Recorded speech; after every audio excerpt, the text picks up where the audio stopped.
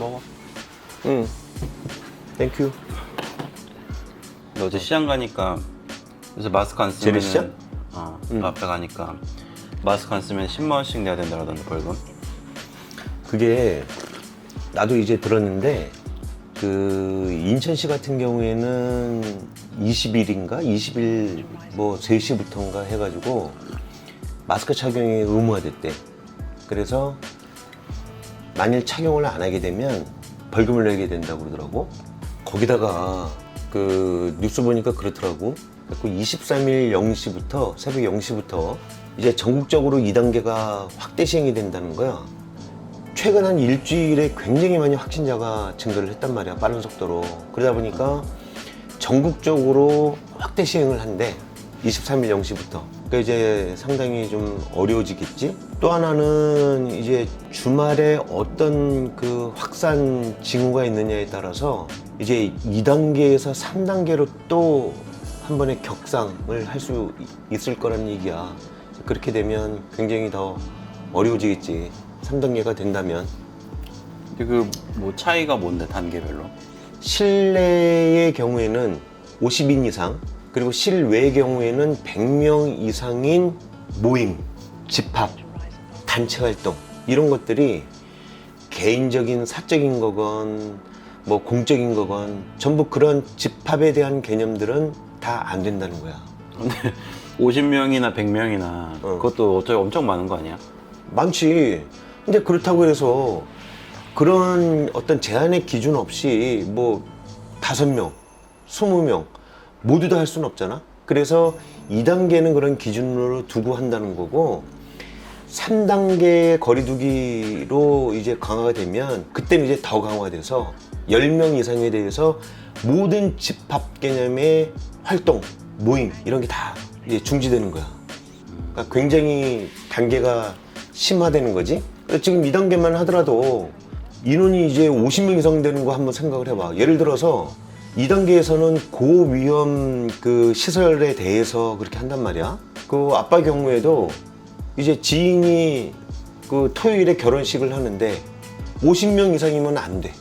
그러면 하객들이 50명, 51명 이렇게 넘게 오면 안 되는 거잖아. 4월에 하려다가 한번 그 연기를 해가지고 이번에 어쩔 수 없이 또 하게 됐다 이거야. 그런 그 결혼식장 같은 사례도 있겠지만 뭐 이건 불가피하게 발생하는 어떤 장례식 이런 거도 마찬가지잖아. 장례식에서 50인 이하로만 사람이 오겠냐고.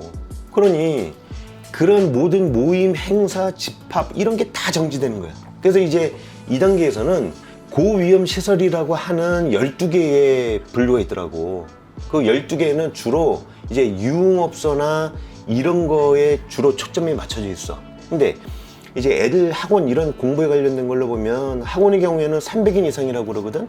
근데 3단계로 가면 엄청 심해지는 게 뭐냐면 그런 유흥업소에 관련된 거는 물론이고 우리가 일상적으로 다니면서 식사하게 되는 거 이런 거 모임을 안 하더라도 그런 모든 식당, 카페 이런 것까지 다 이제 영업을 못 하게 되는 거야. 거기다가 아까 뭐 결혼식, 장례식 이런 것도 이제 물론이고 아예 못하고. 그러지. 그 이제 학원 경우에도 300인 이상이 3단계로 격상이 되면 그 이하의 학원까지 다 안 되는 거야. 근데 모두 다. 학원 같은 경우는 300명 이상의 학원이 이제 고위험 시설이라면은 100명, 200명이면 사실 엄청 많은 수치인데 오히려 이런 PC방이나 그런 데는 사실 몇십 명 안 들어가잖아. 그렇지. 그러니까 이제 그런 것보다 더 위험한 거 아닌가? 그런 기준에 의해서 상당히 불만스러워하기도 하더라고. 근데 그게 사실 애매하긴 해. 네 말대로 PC방에 항상 100여 명씩, 300몇 명씩 막 이렇게 버글버글 50명 이상씩 거리는 거 아니거든?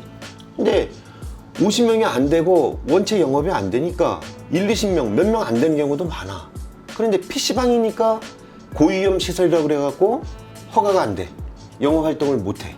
근데 그렇게 PC방보다 인원이 많은데도 뭐 예를 들어서 290명 학원이야. 그럼 그거는 2단계에서는 할 수 있어. 이런 모순점 같은 것도 있지. 내가 볼 때 그런 것 같아. 2단계로 격상 강화되고 3단계로 또 그렇게 고려하고 하는 거는 기본적으로 그런 모임, 행사, 이벤트, 집합활동 그런 거 자체를 차단하고 만류하려는 게 모든 사람에 대해서 그래서 그렇게 원천적으로 차단하는 게 가장 큰 목적인 것 같아. 거리두기를 하고 마스크 쓰고 이런 거를 개인 위생관리에서부터 하는 것이 가장 중요하기 때문에 그러는 거지.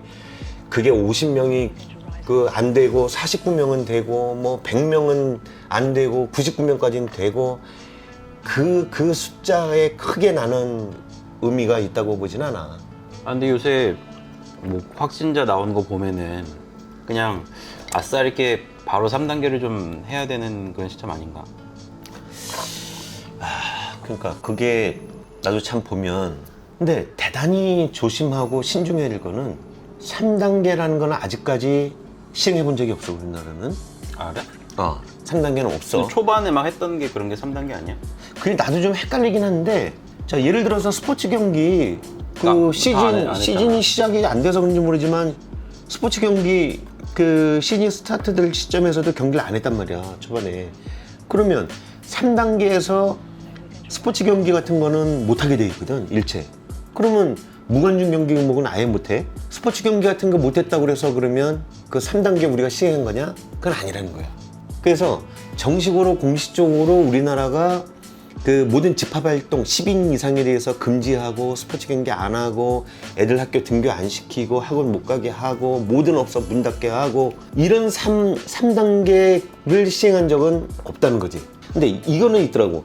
서울시 경우에는 선제적인 그 조치를 한다고 그래가지고 집합활동에 대해서 3단계에 준하는 10인 이상의 모임, 이벤트, 행사, 뭐 공적인 사적인 모든 그런 집합활동 자체를 금지하고 있대. 3단계로 간다는 거는 굉장히 하여튼 영향이 커. 개인적인 생활, 활동, 또 경제적인 측면에서도 엄청나게 하여튼 충격이 크게 될 거라고. 그러니까 현실적으로 3단계라면은 아예 뭐 이런 경제가 안 돌아가는 거니까. 그렇지. 거의 경제 활동이라는 게 스톱되다시피 할 수밖에 없는 거야. 아까 얘기한 것처럼 인원수로는 10인 이상 이렇게 돼 있지만 10인 이상이라고 해봐야 10명 이상은 금지하고 그러면 뭐 9명까지는 허용한다고 그래서 영향이 없겠냐고. 모든 예를 들어서 영업하는 자영업 또는 기업들 다 마찬가지거든. 자, 공공기관 그런 공적 분야도 꼭 필요한 필수적인 인원을 제외하고는 재택근무야. 그 다음에 기업과 같은 이런 민간 분야도 꼭 필요한 필수 인원을 빼고는 재택근무하라고 권고를 한다고. 그것도 아마 강하게 권고를 할 거야. 그러면 이제 기업들이 안 쫓아갈 수가 없을 거라고. 그리고 우리 그런 콜센터 같은데 유통물류센터 그런데 봐봐. 그런데 제대로 안 돌아간다면 마비되는 거야. 또 사람들이 얼마나 택배 많이 시키니? 그게 다 유통이잖아. 그러면 유통물류센터부터 배송을 해주는 분들까지 다 제약을 받는다면 마비 안 돼? 되겠지. 보통 심각한 게 아닐 거라니까. 근데 뭐 3단계 되면 뭐 식당도 못 연다며. 그렇지. 그러면 식당도 못 식당도 열고 영업 못 하는 거야. 마트도 못 가면은 밥 어떻게 먹나? 그러니까 이 기준에 의거해서 영향을 안 받는 조그만 예를 들어서 우리 옛날 흔히 그러잖아.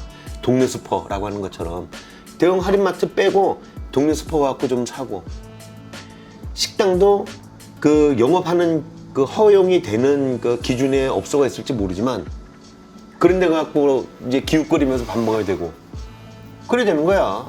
그리고 사 먹을 데 없으면 굶던가 집에 가서 뭘 해먹던가 그래야지 방법이 없을 거라고. 뭐 카페가 되겠어 뭐가 되겠어 아무것도 못해. 뭐 헬스장, 오락장, 결혼식, 장례식 이런 거 못하는 건 물론이고 엄청난 거란다. 엄청난 거야 영향이. 이게 끝날 것 같지가 않으니까 이게. 에휴 정신 차리고 잘 해야 돼. 우리부터. 들어간다 나는. 그래.